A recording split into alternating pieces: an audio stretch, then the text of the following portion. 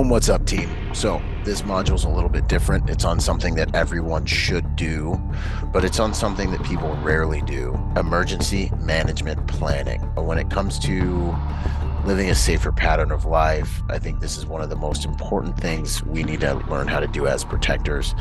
It digs heavily into the soft skill portion of kind of our expertise when it comes to being protectors, and a lot of the skills you guys are learning here are all about the soft skills of what it takes to be a protector. I'm lowering my desk here. We're just going to sit here and have this conversation and dig in a little bit deep.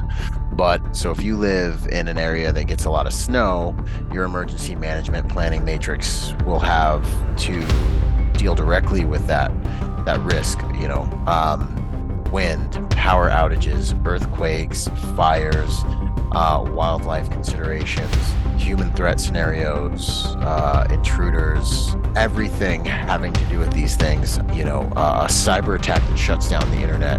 What are the implications of that? Collapse of the dollar with inflation that makes a loaf of bread $2,000, right? What are the implications for that? But we're always updating our emergency management plan as new risk profiles and threat profiles are presented to us, right?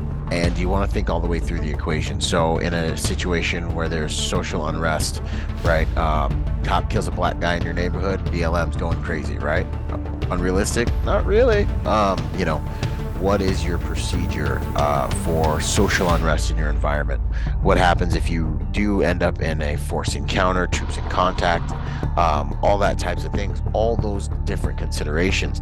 And really, we're human beings and people kind of don't really value the imagination, but the imagination is where, as private security professionals, it's where we live. And as a warrior, that's where we live. One of the best ways to begin really thinking about emergency management planning when you get to the human component of it is to think like your enemy. Do you know how to address, power at your home? Do you have backup generators? Do you have different things like that in place so that if there is a power outage, a prolonged power outage, do you have solar power? Do you have generator power? Do you have gas on standby for that generator?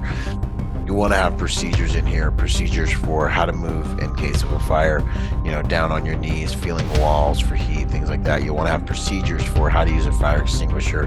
The past procedure is the one that we have in here, pull the pin, aim, squeeze, sweep, different things like that. Procedures for putting someone out and dabbing them and smothering the fire. These things are all good to have in the emergency management plan, along with the procedure for evacuating the house, meeting up at the cold positions and different things like that. So that's kind of what this is all about. Someone should be able to read this emergency management plan and understand what to do. Boom, if you enjoyed that video, I want to invite you to the Civilian Protector Project. Online training, live meetings, online and in-person training. It's for everybody. I look forward to welcoming you to our community. ProtectorNation.com. Let's go.